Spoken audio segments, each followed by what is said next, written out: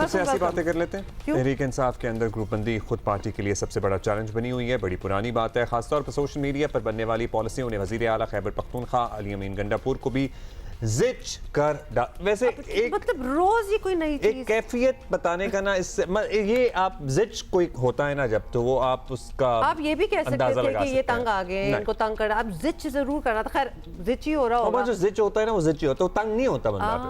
अच्छा अच्छा, एक्सट्रीम्स में हम जा रहे हैं। अच्छा, अली अमीन गंडापुर जो है वो इस वक्त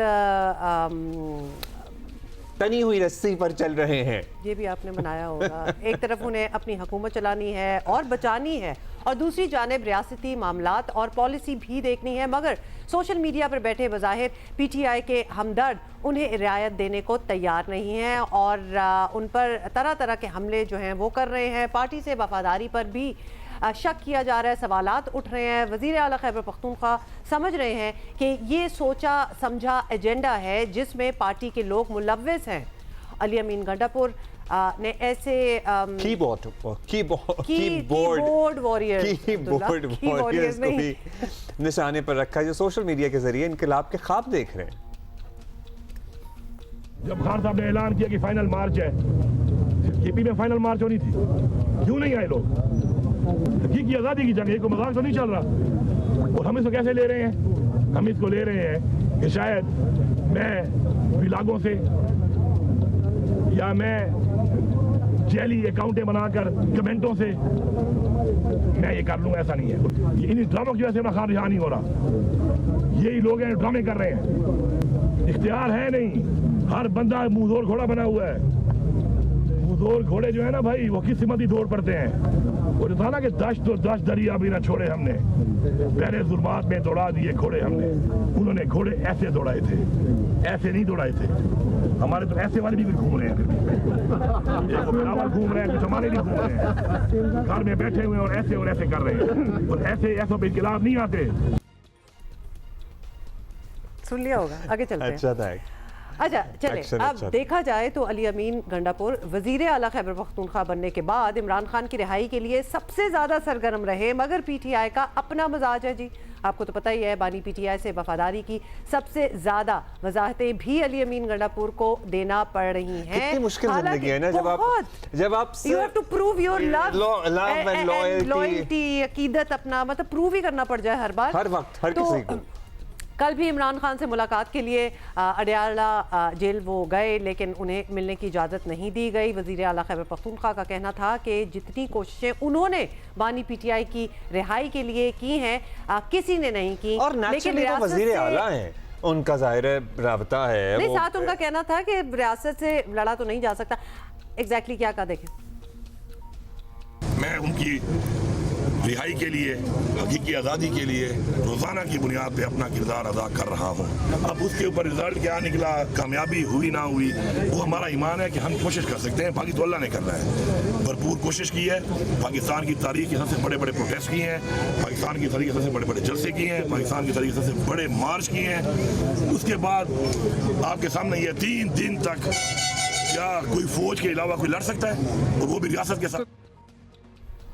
तहरीक इंसाफ को इस वक्त ना सिर्फ कानूनी मास में मुश्किलात का सामना है, सियासी तो है ही, अंदरूनी इख्तलाफात भी हैं। इसी पे बात करते हैं। हमारे साथ ब्यूरो चीफ जियो न्यूज़ पेशावर शकील फरमान अली हमारे साथ मौजूद हैं। उनसे शकील साहब, शुक्रिया आपने वक्त दिया। शकील साहब, ये जो अंदरूनी इख्तलाफात की बातें आपकी तो नहीं है, मतलब जब से खान साहब अंदर हैं तब से ही ये है, और नेचुरल भी हमें लगता है कि ये है इसलिए क्योंकि कोई लीडर नहीं है उस तरह से पार्टी को लीड करने के लिए, जिसकी सब तायीद करते हों, जिसकी सब बात मानते हों। आधी बातें आती हैं, आधी बातें नहीं आती हैं, लेकिन अभी क्या बात बहुत आगे बढ़ गई है?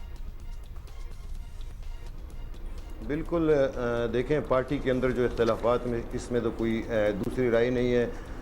देखें जुनैद अकबर साहब के वज़ीर आला अली अमीन गंडापुर साहब का जो ग्रुप है, उनके साथ जो है शुरू से ही इख्तलाफात चले आ रहे थे, और अब भी आप देखें कि पार्टी के अंदर पीछे रहकर जो है दूसरे लोगों को आगे किया जाता है, और उन इख्तलाफात को जो है कन्वर्ट किया जाता है कि कभी एक रुकन के ज़रिए बात की जाती है, कभी दूसरे। और आप देखें कि इनके जो पार्टी हालिया इजलास हुए हैं, इस्लामाबाद में हुए हैं, KP पेशावर में भी जो है एक इजलास हुआ था, उसमें भी जो है खुल के इख्तलाफात सामने आए हैं दोनों ग्रुपों की जानिब से।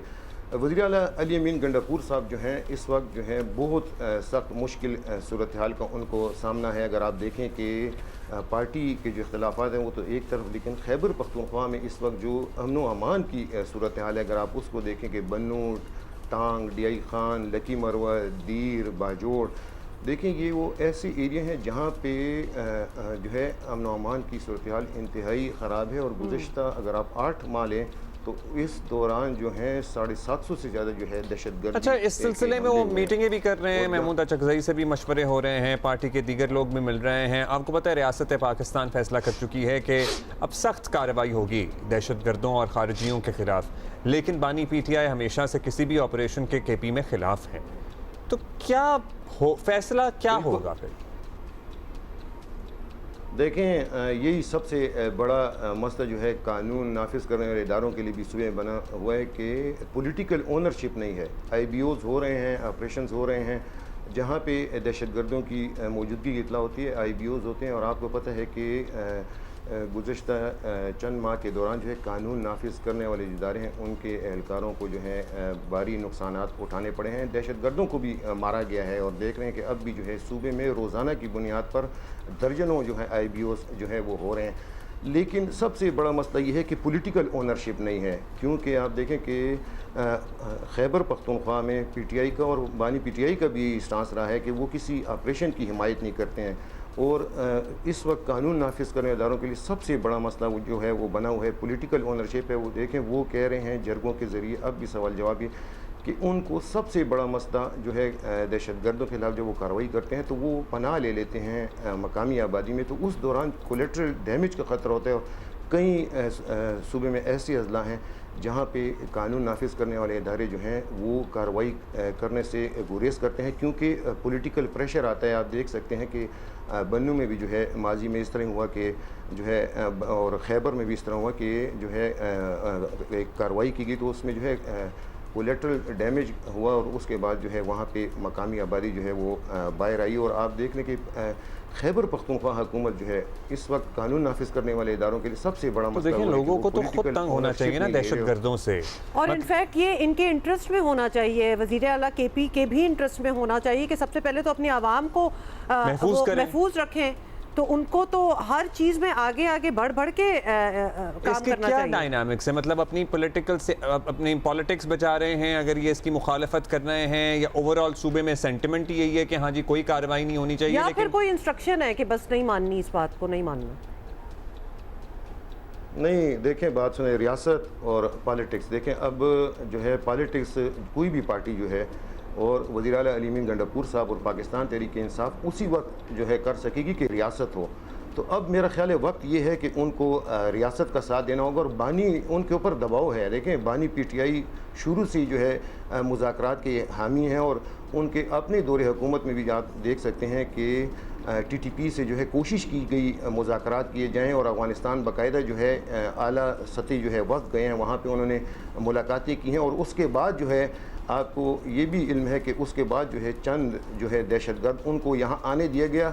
ये 2021-22 की बात है। उसके बाद अब आप देख लें कि आज खैबर पख्तूनख्वा में जो सूरत हाल बनी है तो मुज़ाकरात के ज़रिए जो है कोशिश की गई माजी में। इस्टेब्लिशमेंट ने भी जो है उस वक्त जो है बानी PTI की राय का एहतराम किया और कोशिश की कि किसी तरह जो है अगर ये कह रही है पॉलिटिकल लीडरशिप के हम मुज़ाकरात करें तो वो मुज़ाकरात हुए, लेकिन वो मुज़ाकरात कामयाब नहीं हुए।